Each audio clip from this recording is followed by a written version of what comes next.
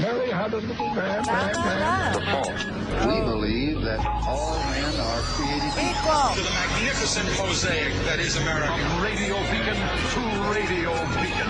I have a dream today. Change has come to America. Believe me. Help is on the way. Knock, knock. Who's there? It's a figment of your imagination. Randi Rhodes Show. Turn up your mind. Oh, everybody, it's $5 freaking Friday. The special counsel released their findings today about their look into my handling of classified documents. I was pleased to see they reached the conclusion I believed and knew all along they would, that there are no charges should be brought in this case. As many of you know, this was an exhaustive investigation going back literally more than 40 years. 40 years when I became a United States Senator when I was a kid. I was a kid, 29 years old.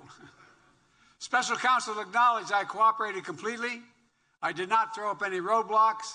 I sought no delays. In fact, I was so determined to give special counsel what they needed, I went forward with a 5-hour in-person interview over the 2 days of October the 9th, 8th and 9th last year, even though Israel had just been attacked by Hamas on the 7th. Bottom line is the special counsel in my case decided against moving forward with any charges. And this matter is now closed. Oh! Yeah. So the Republicans just can't handle it. And so we had this special prosecutor that was appointed by Merrick Garland, who Merrick Garland probably thought was, a good pick because he was a Republican, and maybe that would bring some street cred to it. I don't know why it has to be a Republican investigating, a Democratic president. Wouldn't it be better if you had a Democratic prosecutor investigating a Democratic president? No, you need the opposite, because we're so polarized. You understand that, party affiliation actually matters now in courts of law. Yeah. So this is what we had. We had a Republican prosecutor who was appointed to investigate Joe Biden, who turned himself in. Do you remember the origin of the oranges? If I'm Trump, it's the oranges of this investigation. Okay, so what happened was Donald Trump had lied, obstructed, moved documents, claimed he didn't know what the hell was going on, claimed that they were then his, that he was entitled to have these documents once they were discovered, then said that, they had no reason to take them from him. He made up so many lies about the documents that Donald Trump stole from the White House upon his leaving the White House, which was not an easy thing to get this man to do. But finally, when they got him to do it, he took documents with him. He took lots of documents with him. He took an Iranian invasion plan with him and some other things that were compartmentalized, eyes only, et cetera, classified materials, which, of course, he was been careless with the whole time he was president. We saw that early on when he was at Magaloco and, showing, God knows, classified documents to, foreign individuals who had come to his club. And Donald Trump had taken these documents and put them on the stage in Magaloco, put them in the shower, in the bathroom at Magaloco, whatever, and then lied about it and obstructed justice into, and never, ever, to this minute, returned any of these classified documents. Okay, so when that happened, Biden said, I think maybe I have some too. Maybe we should investigate me. And you know who else did that? Mike Pence. Yeah, because apparently everybody, when they're working, they take documents home and they're not supposed to, and that would be bad. And they realize that they're doing this bad thing. And so Mike Pence said, I think I might have some. And they investigated Mike Pence too. And I don't know if you remember the result of Mike Pence's classified materials that he had, but it was just a letter to his lawyer, right? When they found that Mike Pence did have classified materials that he honestly shouldn't have had, but he turned himself in and said, I will return these documents. They said, okay. And then they investigated and they wrote a letter to Mike Pence's attorney saying, all right, because you were cooperative and because you're returning, no charges, just tell your client. In this case with Biden, who also turned himself in and said, I think I might have some documents from, 40 years ago when I was a United States Senator and, forward when I was vice president. I think there might be some. I think maybe the staff that I had when I vacated my Senate office and, henceforth when I vacated my VP office may have moved some boxes into my garage. And they may be classified materials in those boxes. Why don't you have a little look-see and let me know if I need to return anything, because I will. This generated a 300-page plus report. Not a letter to the lawyer saying, okay, we got the documents back, and yes, you really shouldn't have had them. But no, this generated a 300-page report. On page 2, there's sort of an allegation, let's call it that, because that's what it is, from the special prosecutor, who is a partisan, okay? He's a partisan, who decides to say that what they're investigating is the willful taking of classified materials. If you read for 200 more pages and got to page, well, let's get it right, page 212, you would see that there was no evidence to support that allegation that a willful taking of documents had occurred.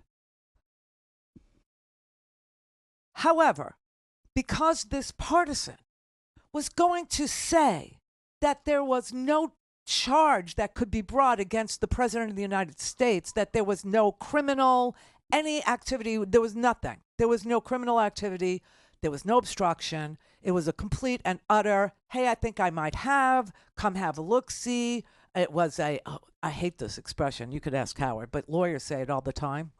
Open kimono. Anybody familiar? Where you just, and say, whatever I got, you can see.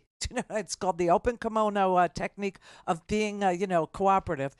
And they found nothing. But this partisan, this hack, knew he would be on the hook with MAGA if he exonerated Joe Biden for having classified documents, because MAGA doesn't understand that if you cooperate and if you say, I'm willing to return these documents, and if you haven't shown them to anybody not authorized to see them, and if they've just been sitting there in the box for 6 years, which is what they got there, things that were sitting in boxes for 40 years, things that were sitting in boxes for 6 years.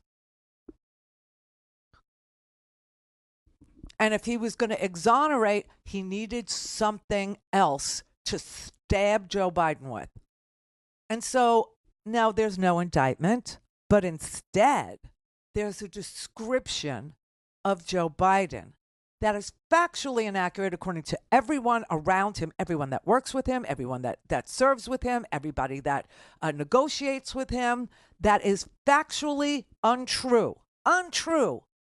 And the words in this document that he wrote, that this guy, his name is H-U-R, wrote in order to get himself off the hook with MAGA for exonerating Joe Biden of any criminal wrongdoing in a, 18-month investigation, was to trash his memory, to call him old. And so he wrote the words, he called Joe Biden, quote, a sympathetic, well-meaning, elderly man with a poor memory. Now, you can't say that about Donald Trump now, can you? No, only because he's not sympathetic, because he's not well-meaning. I mean, if you don't see any prosecutor saying a narcissistic, backstabbing, self-serving, elderly man with a poor memory. That would be Donald Trump. But they're not that unprofessional. Mueller wasn't. Garland isn't. I mean, this is really beyond belief. And I don't know. I think that calling him feeble in this weird way is worse than having him, face any criminal charges that he could defend himself against, having to do with the possession of classified documents after he was a senator. Or a vice president 6 years ago. Do you know what I'm saying? I mean, this was such a damaging thing to say, a damaging thing to write, and it was the ugliest Most unprofessional thing. All things Randi at RandiRhodes.com. Go for launch. Speaking truth to power, the Randi Rhodes Show. Well, the douchies don't fall far from their tree. Something the special counsel said in his report is that one of the reasons you were not charged is because, in his description, you are a well-meaning elderly man with a poor memory. I'm well-meaning, and I'm an elderly man, and I know what the hell I'm doing. I've been president. I put this country back on its feet. I don't need his recommendation. It's totally bad is your memory, and can you continue as president? My memory is so bad, I let you speak. That's your memory has gotten worse, Mr. President? My memory is not good. My memory is fine. My memory, take a look at what I've done since I've become president. None of you thought I could pass any of the things I got passed. How'd that happen? You know, I guess I just forgot what was going on. Yeah, I guess he just forgot. I guess he just forgot that, he passed the Chips and Science Act, that he did an infrastructure bill, bipartisan infrastructure bill. I mean, I guess he's been on the... this is really crazy. And the nastiness with which this pen was set to paper from this prosecutor, not only is it unprofessional, but the seething, the delegitimizing of a president who got more done in 3 years than any other president I've ever seen in my life get done, in defiance of not even having the House of Representatives and having the whole government in chaos, and removing their own speaker. The Republicans went gunning for their own speaker of the House, literally vacated their own speaker in the midst of all this chaos and all these votes about who's going to be the next speaker, and going without a speaker and threatening to default the United States and threatening to shut down the government and not pass budget bill. He gets the most amazing pieces of legislation codified into freaking law. Yeah, he really sucks, okay? You might not like the Chips and Science Act, okay? You might not like that he forgives, billions of dollars in student loan debt from young people who are trying to go to work and buy a house and have the American dream. You may not like that he's building America back, that he did an infrastructure bill. You might not like the American Recovery Act that literally had a child tax credit of $3,600 for parents of children under 16 to get them back on their feet. You may not like any of it, but he did it. He did it in spite of these miscreants that occupy various, seats in the House of Representatives. The freaking Republicans demanded a border security bill.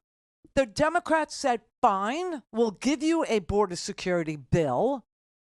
They delivered on that. And the Republicans said, Donald Trump doesn't want it. We're not interested anymore. What the?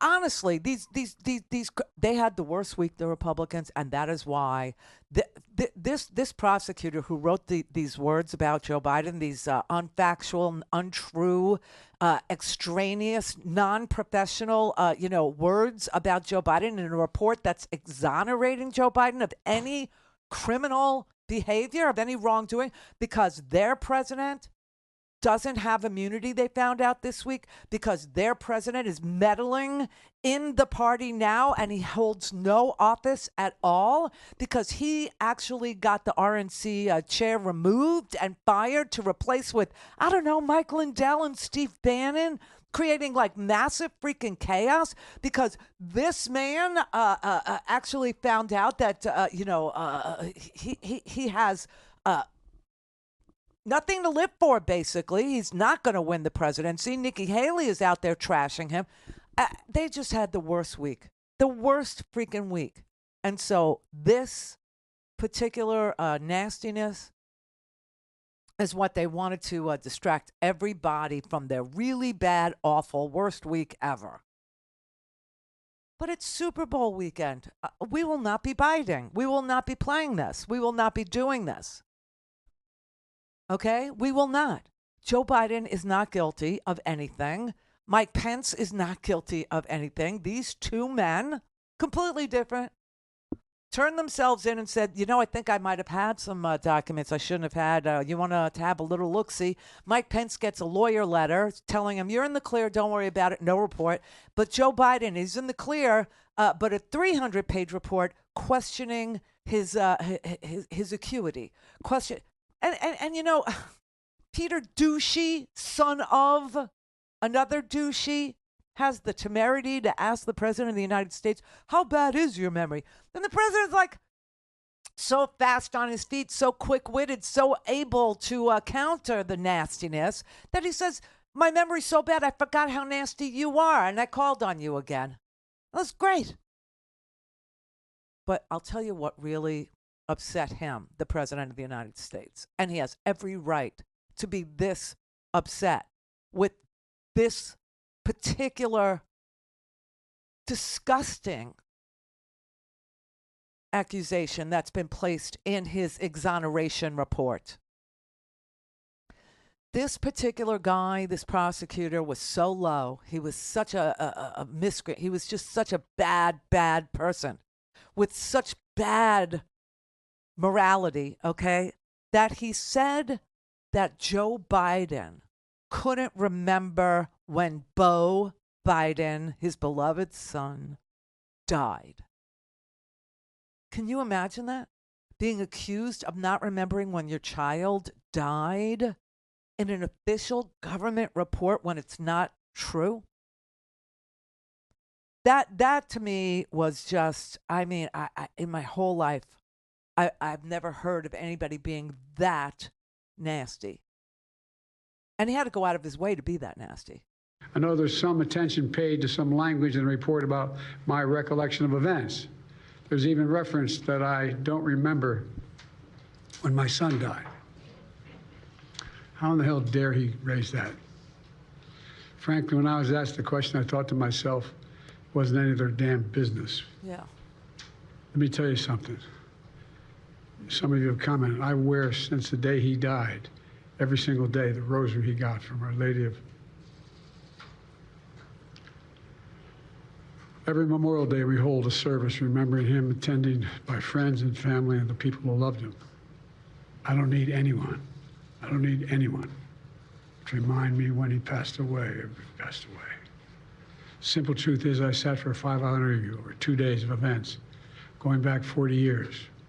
I mean, and you have to remember that this interview that lasted over a period of 2 days, the 5-hour interview that Joe Biden agreed to give, showed up. Trump never talked to Mueller. He kept threatening, I want to testify, I'm going to testify, I'm going to this, I'm going to... Yeah, he was just lying. He never did. He never cooperated. And the same thing with the documents case, okay? I mean, Jack Smith, Donald Trump is very busy lying and obstructing and, being violent and attacking and, threatening and all that crap, right?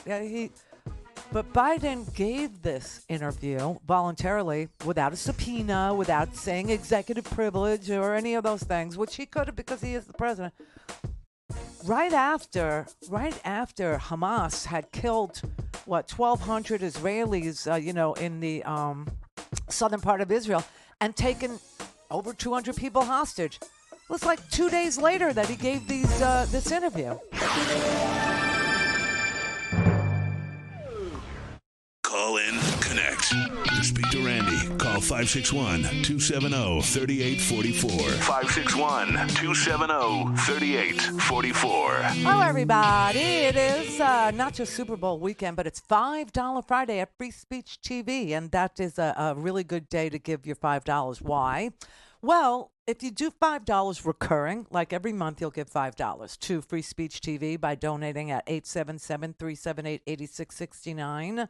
They will send you a mystery box. It's a mystery, so I don't know what's in the box, okay? But it could be something really good. Like yesterday, I was wearing the sweatshirt, the Free Speech TV sweatshirt. I love that sweatshirt. It's very, very soft and, really oversized. It's, just exactly the kind of sweatshirt I like. So if that's your thing, could be in there, could be a tote bag, could be any number of things, okay? There's so many things that they have that they put in the box if you just give $5 every single month. If you are already a donor and you do give a recurring donation, if you increase it by $5, you will also get a mystery box. So please do take advantage of using that QR code on your screen to go to freespeech.org and give on the internet, or you can use your phone and text FSTV, Free Speech TV, to 44321. 44321 FSTV. They'll send you a secure link. You can make a recurring donation that way, or increase your recurring donation by $5 and get your mystery box today. Thank you so much for your support. All right, because you're a hostile person and we know you, you go first, Greg. Well, thank you, Randy, for taking my call. Of course. Hope you had a great week. Yeah. Hey, if this was a deposition, I'm sure that it's been transcribed. Yeah, I'm sure there is. Well, let's see it. If either Biden's lying or her's lying about what he said about not remembering his son's death, not remembering about when he was vice president, let's see the videotape and let's see the transcript. Well, I don't know that it was videotaped. I mean, some are, some aren't. I really don't know. But there is a transcript. Yes, I believe there would be a transcript. And if there's no classified information in it, I would say, yeah, why not? But what's interesting is there is no transcript of Donald Trump. Do you know why? Why is that, Randy? He never gave an interview. Never. No. Well, we're not talking about Donald Trump. No, we're not. You're right. So, go ahead. Release the transcript as long as there's no classified information in it. One other quick question. Why, you said nothing was released. Why was his ghostwriter, Mark, I think I'm pronouncing it right, Zonwitzer? Yeah, he didn't show it to him. He just said that in 2017. Well, no, he said that he was given classified information. Right. He deleted the audio interviews he did with Biden. Kerr was able to recover them, but for some reason he didn't charge him. Why would he delete those audio interviews that had? He said there's classified information on them. Well, that's a question for the ghostwriter, isn't it? And I'm sure he asked him. And I'm sure he asked him. And I'm sure he got an answer that sufficed to not charge him, because this guy would have loved to have charged Biden. I mean, you can't argue that he would have loved to have charged him. So he just couldn't make a case. There was no case for him to charge. Randy, our president said Helmut Kohl was alive. He talked to Mitterrand, who died in 96. Donald Trump confused Nancy Pelosi with Nikki Haley. Who's got the nuclear codes right now, Randy? Who had them? Who has them now, and who's Randy? asking for permission to have them again? He actually confused Viktor Orban as being the leader of Turkey. Jesse Waters last night, after bitching about the president's memory, actually interviewed introduced Nikki Haley, introduced Kristi Noem as the governor of South Carolina. Randy. So people you're saying they're both misspeak. I'm saying that people misspeak. People forget things that happened Randy, 40 years ago. If I asked you, Greg, if I asked you, a dead person? Yes, Randy. Are you kidding me? You're kidding me. I do it all the time. Randy. I do it all the time. What does that mean? Nothing. He said he met with Mitterrand 3 years ago, not 40 years ago. So what? He did. He knows Mitterrand, and yes, Mitterrand is dead, and now it's Macron. So, who cares? How about Helmut Kohl? Helmut Kohl. He said he talked with Helmut Kohl. How about when Mike Johnson said that he was sending money to Iran? How about that? Randy? Well, let's make a couple of things clear here, Kristen. We passed the support for Iran many months ago, 3 months ago. Is he feeble because he confused Iraq with Iran? Is he feeble? Does that mean, that he doesn't remember that we were at war in Iraq and that we're at war against Iran's proxies now? I mean, is that, here's another. Viktor Orban. Did anyone ever hear of him? He's probably like one of the strongest leaders anywhere in the world. Oh my God. He's the leader of, right? He's the leader of Turkey. Okay. They never report the crowd on January 6th. Nikki Haley. Did you know they destroyed all of the information, all of the evidence, everything? Deleted and destroyed all of it, because of lots of things. Like Nikki Haley is in charge of security. Oh, my God. Okay, here's Jesse Waters last night actually interviewing, he's introducing Kristi Noem after he just did a bitch fest about how feeble Joe Biden is because he gets, names mixed up, right? South Carolina Governor Kristi Noem joins us now. South Carolina Governor Kristi Noem. How about South Dakota? I mean, honestly, nobody misspeaks. That doesn't happen. Here's Marge bitching about how we got a constitutional crisis on our hands because Biden is too feeble. She says he's not served to fit trial. What? Yeah, he's not served to fit trial. I think we're in a national security crisis. If the man is not fit to serve trial, Joe Biden is not served to fit trial, then he is not fit to serve as president of the United States. He's not served to fit trial, everybody. She's currently an office holder, okay? I mean, what is wrong with people? You're not allowed to, forget what you did with some papers, 40 years ago? You can't, get names mixed up now? That somehow is, a 25th Amendment issue? You people are so disingenuous. You have a president of the United States past who lied every single day, who still does not know where various places on a map are, okay, but says that he fell in love with a dictator in a hermit country in North Korea and was threatening fire and fury. You had a president that was literally threatening the life of the vice president of the United States who had the nuclear football with him on January 6th. You remember? Mike Pence was fleeing the Capitol because Donald Trump was threatening his life. Oh, let me tweet my MAGAs. Let me tell them. Mike Pence did not have the courage to do what needed to be done. Hang Mike Pence. Okay, let's go get. And they literally came within 50 feet of capturing Mike Pence and his entourage, who had the nuclear football, had it. Greg, something tells me that you're not sincere about any of this. This is the Randi Rhodes Show. To speak with Randi, dial 561-270-3844. That's 561-270-3844. There is no reason why this report had to be 300 pages. There is no reason why this fairly straightforward case had to be treated this way.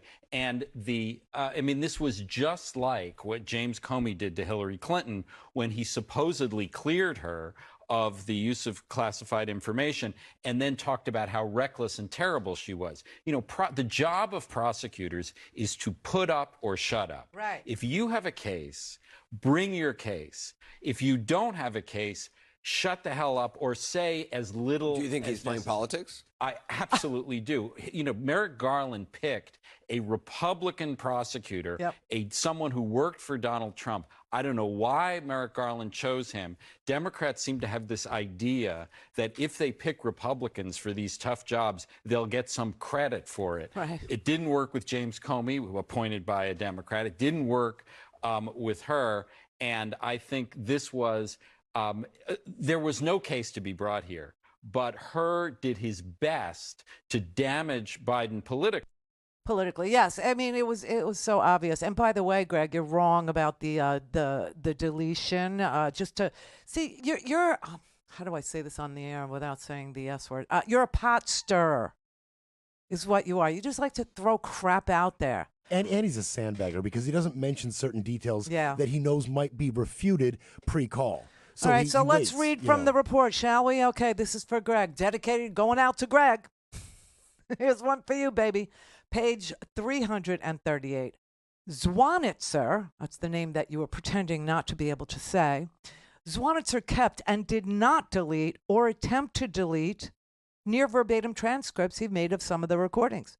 He also produced detailed notes to the investigators.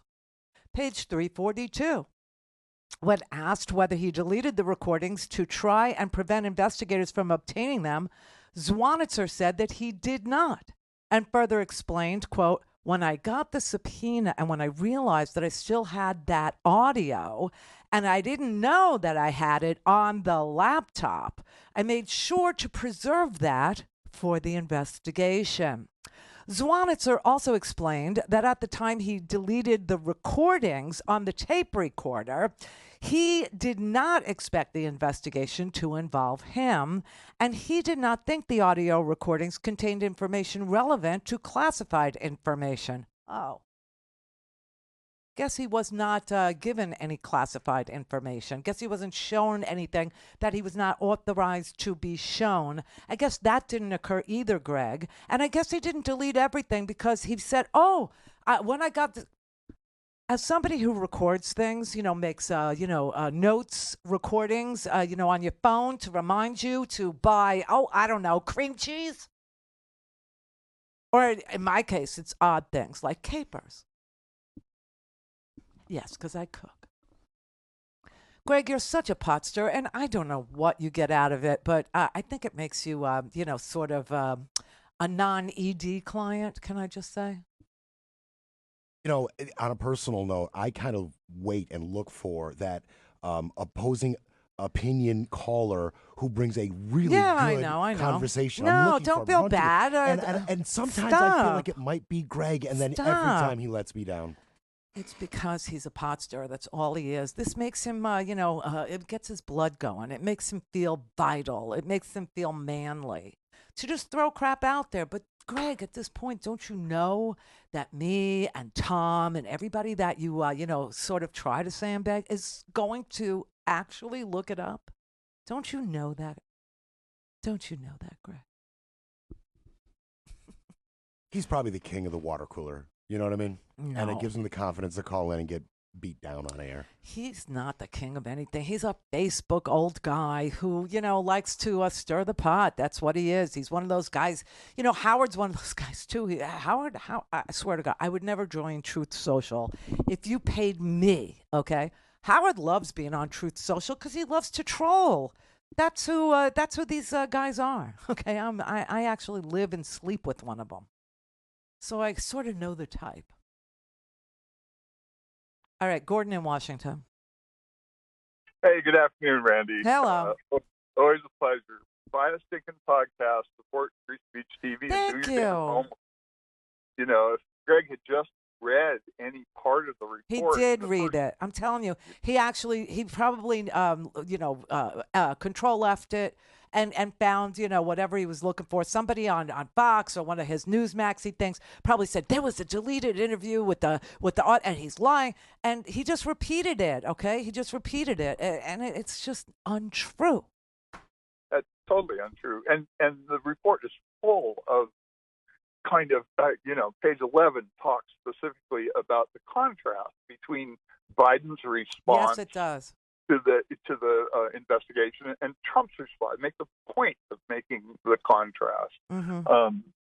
So it's so infuriating when you listen to the news gaggle yesterday that just goes ballistic on this tiny piece of information, and the document is full of rich details. Contrast. Yes, and let's just itemize some of them, shall we, right now, while we're in the contrast mode, the compare and contrast mode.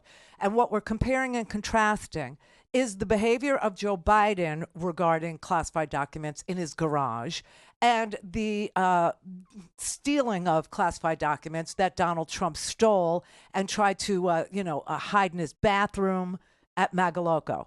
That's what they compare and contrast in this report. And Mr. Hur, the special counsel, is forced to make that contrast and comparison. And what he says is that, Donald Trump first said that he didn't have any documents. Then he said that if he had documents, they were planted by the FBI. Then he said he does have documents, but they're his documents. And he never gave an interview to Jack Smith or any prosecutor who was looking at this documents case. Joe Biden, on the other hand, said, now that you've released a report that says that Trump stole documents, I want you to know that my staff decided that they were going to check me out. as a smart person does. And he said, I have some exposure here. There are documents in my garage. And I think that you should know that and investigate as you would like to investigate, he told Merrick Garland at the Department of Justice. So Merrick Garland decided that he would appoint a special prosecutor to do it. 18 months later, there was nothing that was hidden. He turned himself in. The documents were never shared with people who were unauthorized to see the documents, unlike what happened at Magaloco, where everybody was able to see them who went to the bathroom there. Okay. And he never lied about any of it and gave an interview. So that's exactly the compare and contrast. Yes. And he does go. Yeah. It is in the report if Greg would like to see it. I think for me, I tried wading through the whole thing, and after about page 120, I gave up. But well, if you made it to 212, you would see that everything he alleges, he actually says no evidence to prove any of it. Yeah. And I think the most important thing in it is when you read through how meticulously Biden goes about his business day, how he, works with his staff to do the research, to do the notes, to take careful notes during the meeting, and then meticulously catalog all of this work.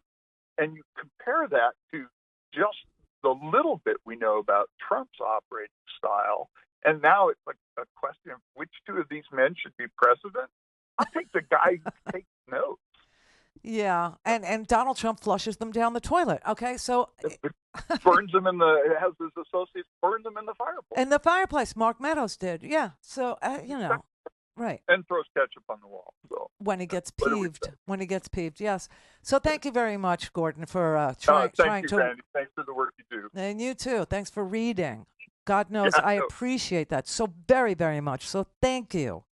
Yeah, I know. Everybody should be out there reading all of this stuff. I'm telling you right now. And you know what a great thing to do is, if you can't wade through all of it, because, it does get tedious because there's no, in this particular report, there's no payoff. Do you know what I'm saying? There's no money shot.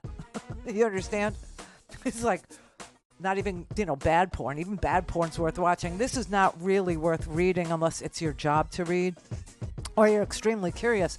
And people say things like, that Ghostwriter deleted the information that Biden gave him, and it was classified. Okay, so here's what you do: you get the report. Okay, you just Google the report. You'll get the PDF document, which is searchable. It's a beautiful thing. To search, you press on your keyboard Control and the letter F. Then you could put the word delete in there, and the report will show you every single page where the word delete appeared. And you can figure out if Greg's full of crap or not. And he is. /donate. Mary had a little man. We believe that all men are created equal. To the magnificent mosaic that is America. From radio beacon to radio beacon. I have a dream today. Change has come to America. Believe me. Help is on the way. Knock, knock.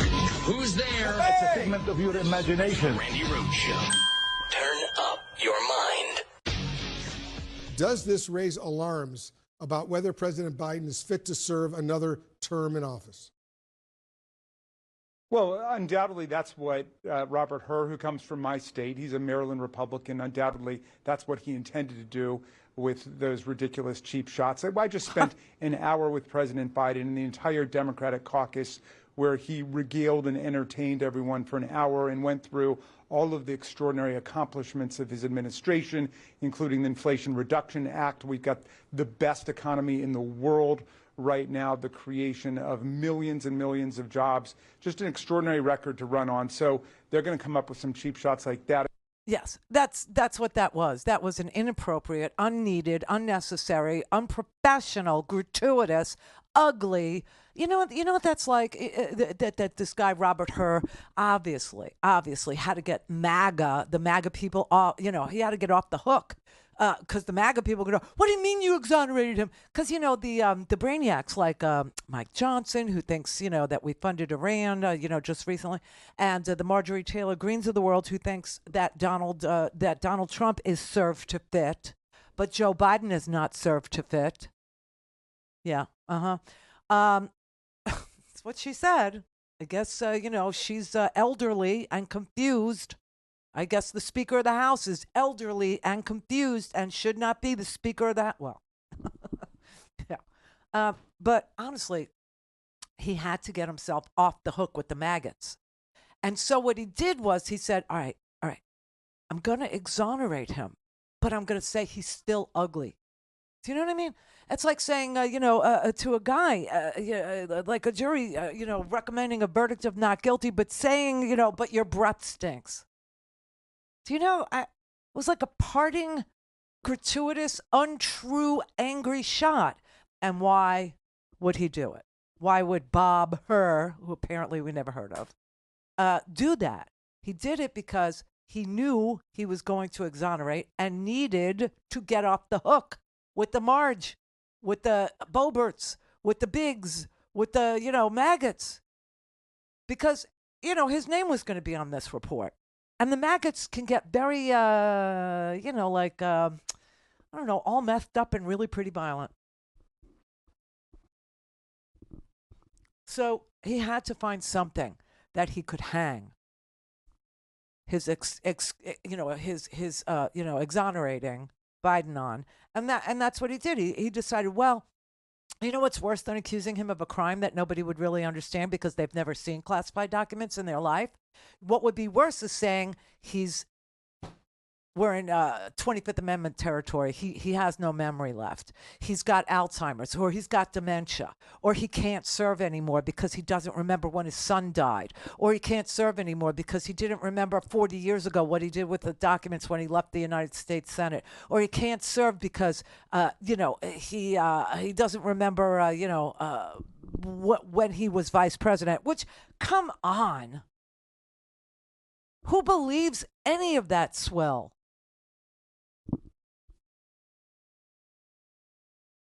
So Kamala Harris weighed in today, and, she's a prosecutor, number one. So she knows what is in bounds and what is out of bounds, what prosecutors, do when they exonerate somebody, what they shouldn't do when they exonerate somebody, whether or not Mike Pence was treated the same way, because all Mike Pence got was a letter to his lawyer saying, don't worry, there's no crime here, and we're moving on. But this required a 300-page report? It did? Really? I mean, it's pretty amazing. Listen, I have been privileged and proud to serve as Vice President of the United States with Joe Biden as President of the United States. And what I saw of that report last night, I believe is, as a former prosecutor, the comments that were made by that prosecutor, gratuitous, inaccurate, and inappropriate. October 7th, Israel experienced a horrific attack, and I will tell you, we got the calls, the president and myself, in the hours after that occurred. It was an intense moment for the Commander-in-Chief of the United States of America. And I was in almost every meeting with the President in the hours and days that followed. Countless hours with the Secretary of Defense, the Secretary of State, the heads of our intelligence community, and the President was in front of and on top of it all, asking questions and requiring that America's military and intelligence community and diplomatic community would figure out and know how many people were dead, how many are Americans, how many hostages, is the situation stable? He was in front of it all, coordinating and directing leaders who are in charge of America's national security, not to mention our allies around the globe. For days, and up until now, months. So the way that the president's demeanor in that report was characterized could not be more wrong on the facts and clearly politically motivated, gratuitous. And so I will say that when it comes to the role and responsibility of a prosecutor in a situation like that, we should expect that there would be a higher level of integrity than what we saw. There usually is a high level of integrity with regard to reports that are written by special counsels. You know, Robert Mueller actually had a volume 1 and a volume 2 of a very, it was 400 pages plus of a, he indicted, I think this is, somebody could check. Greg, why don't you check? And if I'm wrong, you could call me up and tell me I'm wrong and I shouldn't be a talk show host because I got it wrong. But I believe that we've never had a special prosecutor who didn't indict somebody along the line when investigating some crime. And here we have exactly that scenario. And so the parting shot had to be something inaccurate, had to be something really low. And the low blow was that he couldn't remember when his son died. He couldn't remember when he was vice president. Are you freaking kidding me? Now, she and Jamie Raskin, who was just with the president yesterday, and other people who have been prosecutors will all tell you that what this prosecutor did was, at the very least, unprofessional, gratuitous, unneeded, unnecessary, and at the very most, unethical and inaccurate. And that he did it, and I'm telling you this, because he needed to get out from under MAGA's hatred for exonerating the president of a crime that they think is the same crime as Donald Trump's documents crime. And they're not even related in the same universe. I did not take any classified documents. Oh, if I have classified documents, it's because they were planted. They were planted. Oh, no, I have classified documents. Yes, I took them. They're mine. I'm the president. I can take whatever I want. I was president. I could do whatever I want. If the president does it, that means it's not illegal. Okay? Well, will you sit down and take an oath and, tell the truth about these documents? Nope. Why? I have executive privilege, but you're not president anymore. And there's a crime fraud exception anyway. And what you did was criminal. And then you lied about it. You obstructed the investigation. Things Randy at RandiRhodes.com. Go for launch. Speaking truth to power, the Randi Rhodes Show. Okay, so you know what got drowned out by this hostile miscreant that calls himself a prosecutor, who decided that since he couldn't charge Joe Biden with anything, that he would just trash his, ability to be president by questioning without any, psychological background, without any, you have a president, a past president, who runs around, saying, I took, an Alzheimer's test or whatever. He claims to have taken, it's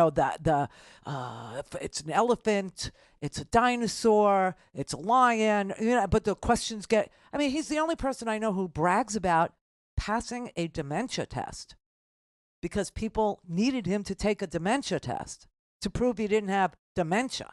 Okay. But this is why they go after Biden in the same exact lane, right? Because it's very obvious that Trump is, he's gone.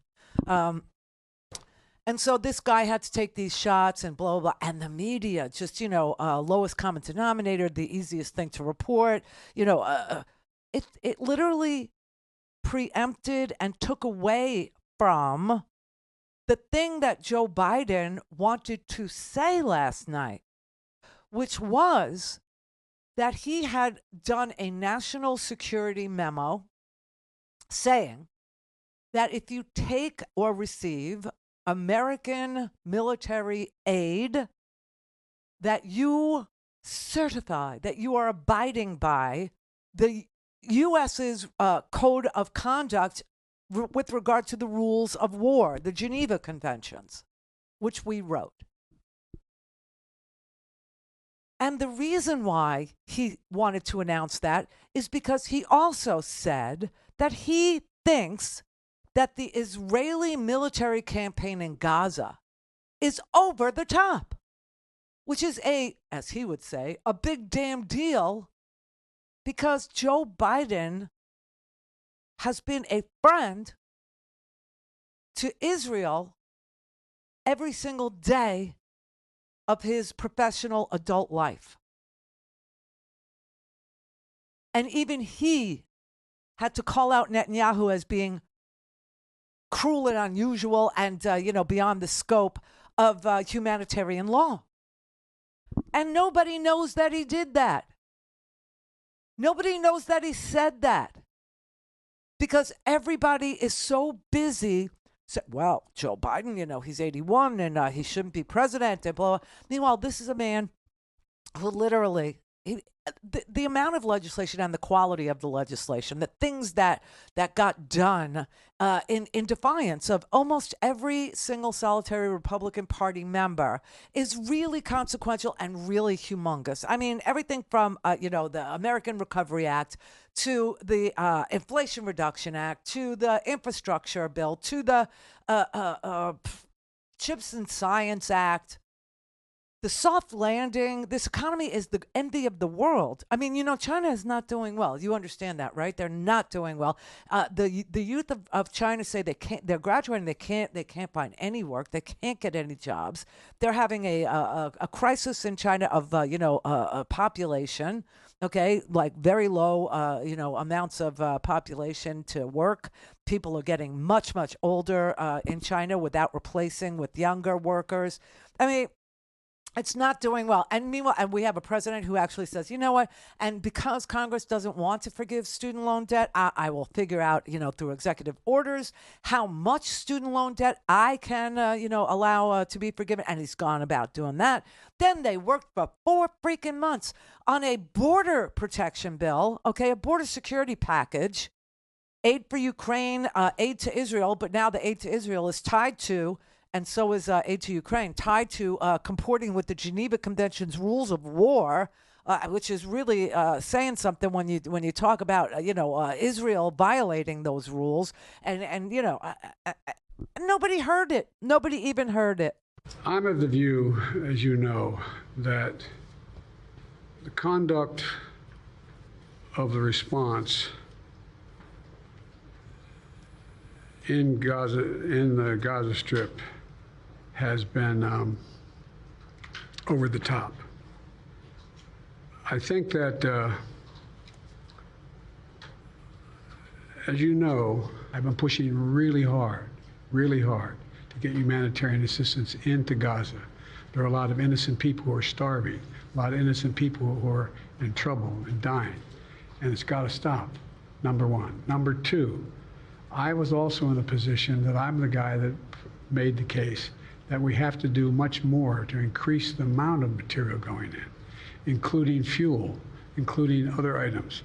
I've been on the phone with the Qataris, I've been on the phone with the Egyptians, I've been on the phone with the Saudis to get as much aid as we possibly can into Gaza. There are innocent people, innocent women and children who are also in badly in need of help. And so that's what we're pushing. And I'm pushing very hard now to deal with this hostage ceasefire. Because, I've been working tirelessly in this deal. How can I say this without revealing it? To lead to a sustained pause in the fighting, in the actions taking place in the Gaza Strip. So people in this country, people all over the world have been screaming for a ceasefire as if this was America's war, right? As if this was our war. As if, I don't know, Netanyahu wasn't... He went to school here. He's best friends with Donald Trump, Netanyahu. So he's kind of Americanized. But this is not our war. This is his war. This is Netanyahu's war. This is Israel's war. This is Israel's, response. They're disproportionate response to being invaded by a terrorist organization that happens to be the government of a sliver of land that they have to share space with called Gaza Strip, okay? And the terrorist group is called Hamas, and they are Iranian proxies. And they invaded, they jumped over, they literally hang glided over the security wall that separates Gaza from southern Israel. And they killed over 1,200 people. And they took hostage old ladies and young girls from a music festival. They raped people. They still are, for all we know. Okay? And they're burrowed underground, living in tunnels. It's a difficult situation. And you got a crazy person in charge of Israel who is just like the Israeli Donald Trump. But because Biden is a friend to the end, he said he supported Israel. He will always support Israel. You will never question our support for Israel because it will never be questionable. But he's now questioning Netanyahu's response and saying it's over the top. Why? Because all these people have been herded into a place right on the Egyptian border called Rafah, okay? You know that they were in the northern part of Gaza, then they were sent to Khan Yunis, which is in the central part of Gaza, and now they're in Rafah, which is the southern part of Gaza, right on the Egyptian border. And Netanyahu's going to attack them there too. And Biden is beyond over it. Beyond over it. Netanyahu is over the top. He said so, and he introduced a national security memo saying, you get money from us, you obey the rules of war.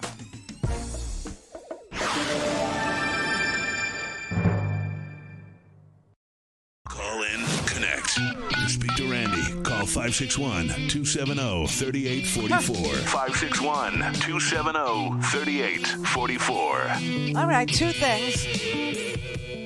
Some of you might be familiar with Michael Mann. He is a climate scientist of, a great reputation and, sciencey stuff like fact-based.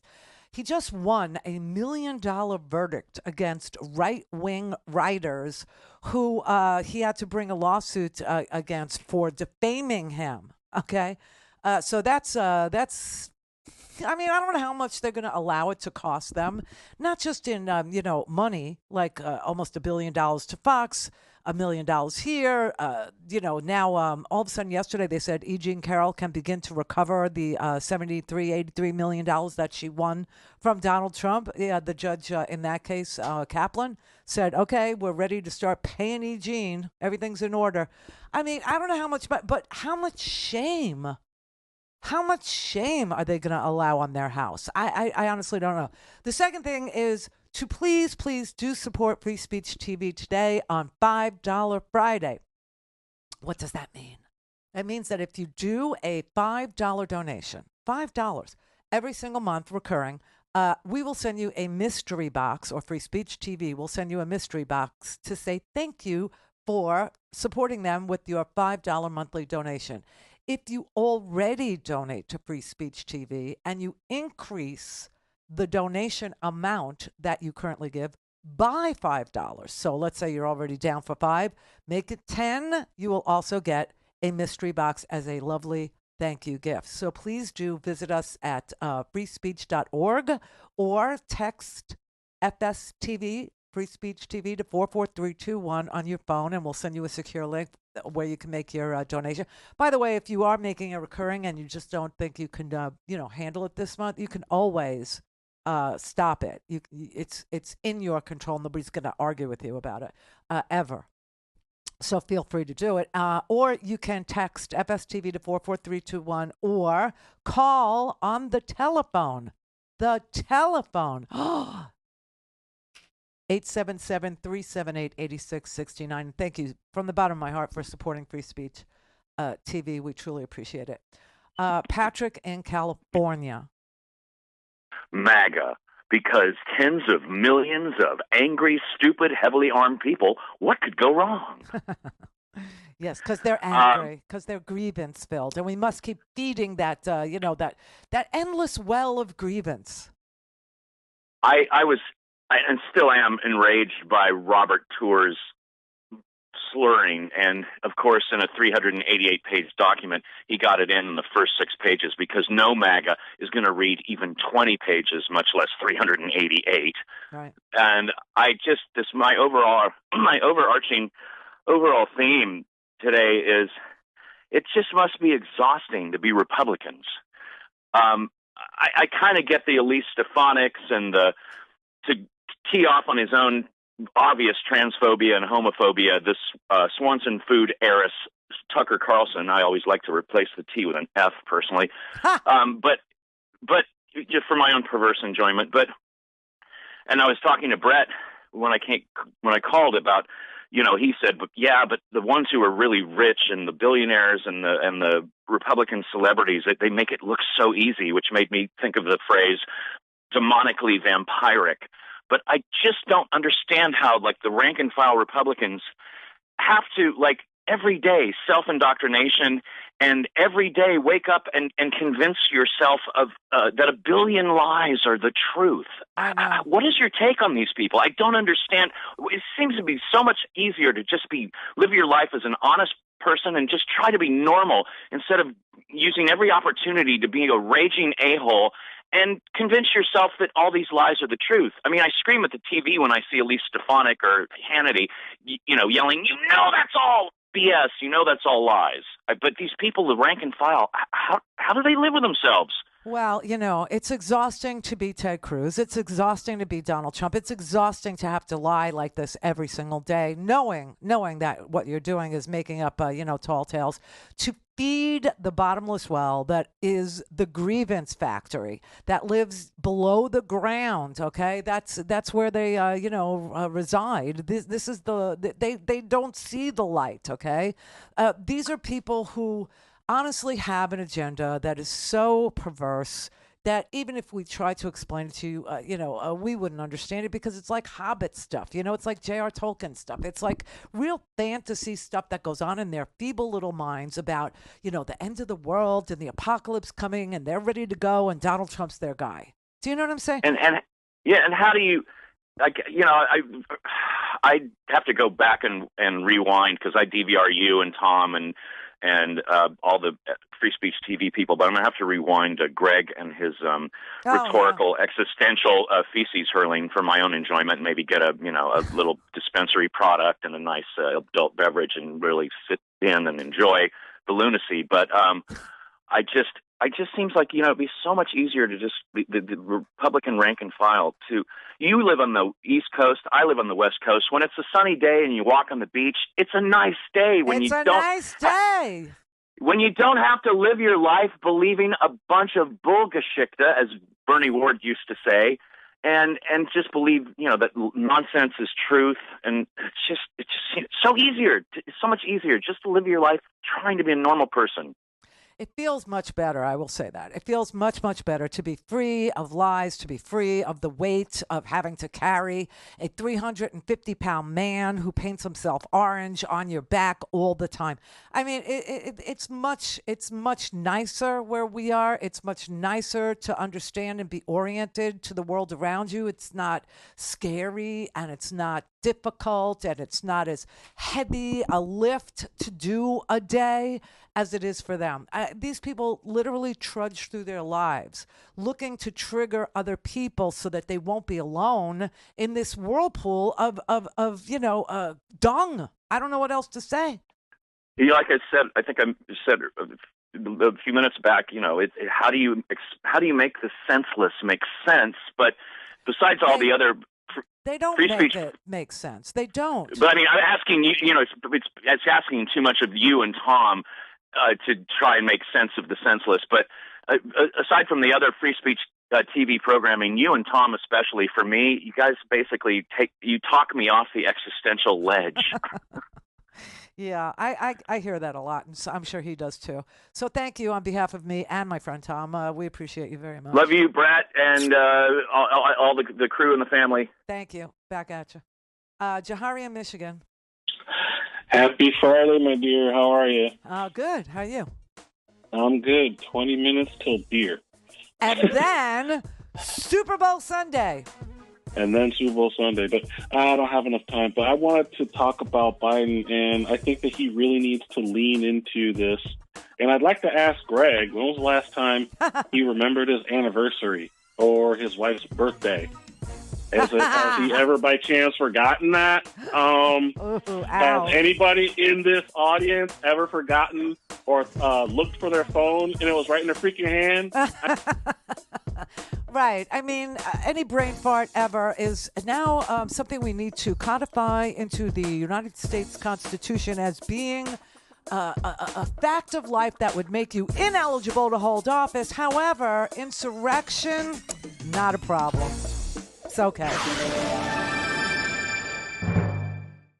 This is the Randi Rhodes Show. Yes, to speak it with is. Randi, dial 561-270-3844. That's 561-270-3844. Okay.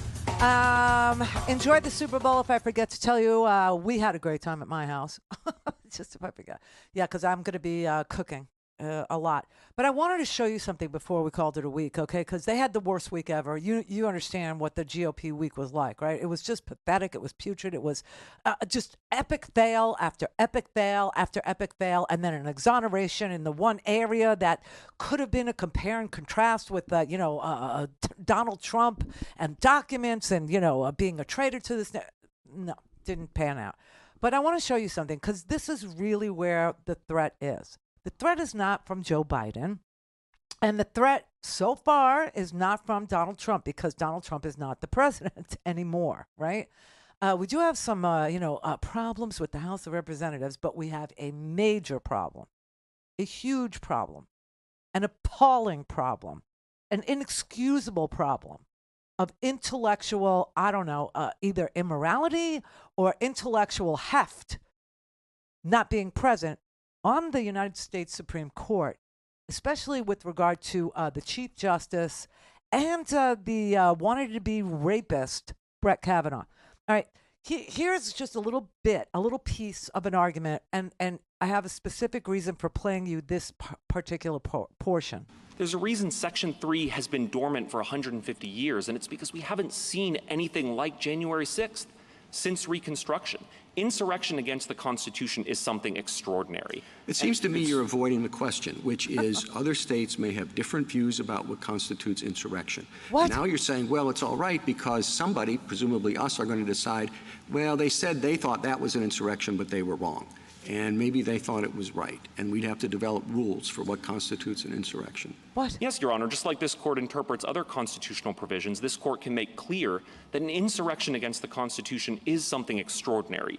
And in particular, it really requires a concerted group effort to resist through violence, not some ordinary application of state or federal law, but the functions mandated by the Constitution. On your point that it's been dormant for 155 years, I think the other side would say the reason for that is Chief Justice Chase's opinion in 1869 in Griffin's case to start, which says that Congress has the authority here, not the states. That's followed up by the Enforcement Act of 1870, in which Congress acts upon that understanding, which is followed, and there's no history contrary in that period, as Justice Thomas pointed out. No. There's no history contrary in all the years leading up to this of states exercising such authority.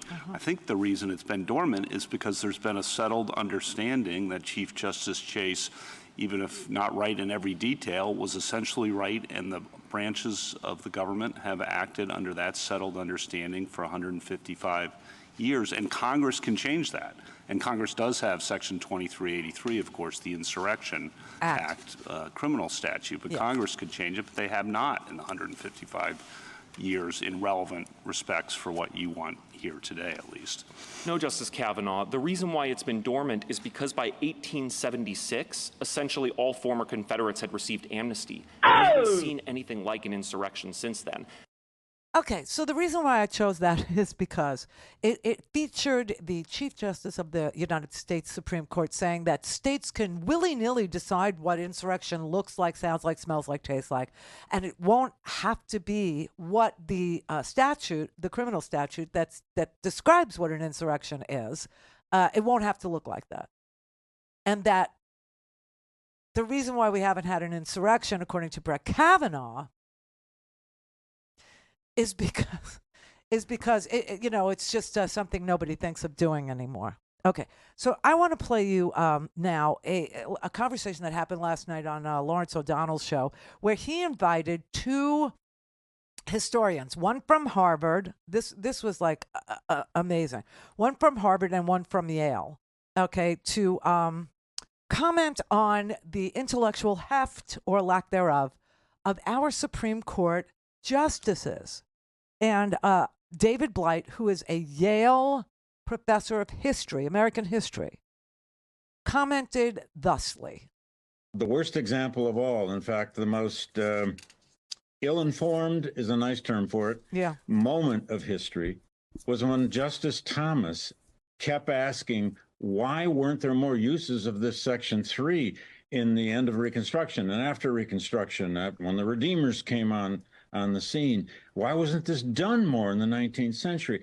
And the lawyer finally landed on the right answer, which was because of the Amnesty Act of 1872, for God's sake. They were almost all given amnesty, except the group who had served in Congress from 1859 to 1863. And that's all the lawyer needed to say. And the fact that Justice Thomas apparently doesn't even know that is appalling. Kavanaugh didn't know it either. And Chief Justice Roberts didn't seem to know it either. And they were all questioning why insurrection hasn't happened in 155 years. And how can we get inside the head of the people who wrote Section 3 of the 14th Amendment or anything during Reconstruction? How can we get inside their head? And these historians said you could easily get inside their head because they wrote down why they were doing the 14th Amendment. And the reason that they wrote the 14th Amendment saying that anybody whosoever engages in an insurrection, whosoever tries to overthrow the government, whosoever by use of violence tries to stop a congressional proceeding or tries to stop the peaceful transfer of power, right? The reason why they wrote that person shall no longer be allowed, eligible, permitted to hold any office where an oath to protect and defend the Constitution or to support the Constitution is given. Nobody would qualify if they'd ever participated in any of those things. And the reason why is because they were worried about the Confederates. They were worried about them coming back. South's going to do it again, that kind of a thing. And that is what the 14th Amendment is about. It's not about anything that, Kavanaugh wants it to be about. And they spent so much time on the minutia trying to figure out, well, why and didn't want to deal with the fact that an insurrection had taken place at long last in this country, that it happened at the behest of, or at least, for the benefit of a man who lost an election, who his supporters wanted to keep in power. If not, he wanted to stay in power. They wouldn't deal with it. They wouldn't even, and we knew they wouldn't. I mean, anybody that, watches this Supreme Court knew that they would not go there, that they would never, ever say that they were affirming the decision in Colorado that the Colorado Supreme Court took. The decision that was made in Colorado by the Colorado Supreme Court was that Donald Trump was an insurrectionist. And the Supreme Court took this case to tear it to smithereens, to tear it to shreds, never, ever dealing with whether or not they affirm that he was an insurrectionist or not. Instead, they just shredded it, saying, well, we don't think that makes him ineligible, any of these findings. We don't think that, it really is an insurrection because we haven't had one in 155 years. And what is an insurrection after all? And states, I mean, they're all about states' rights until they're not about states' rights. When it comes to voting rights, let the states deal with it, right? But when it comes to putting people and declaring them eligible or ineligible to be on the ballot for the presidency, no states' rights. No states' rights. It's very sick and twisted because they had a result in mind. And then they worked the case backwards to get to the result they wanted. They didn't follow the facts like breadcrumbs. They didn't follow the findings of the Colorado Supreme Court or the Colorado District Court. They didn't follow anything except their desire to not declare Donald Trump ineligible. And why? It's not because they're doing him any favors. It's because they're afraid. They're afraid of MAGA. And this seems to be something that is sweeping the nation. And I find it pathetic. And I find it intolerable. And I find it just cowardly and bizarre. Because there's so few of them and there's so many more right thinking. We can all disagree on policy. We could disagree on how to approach a problem.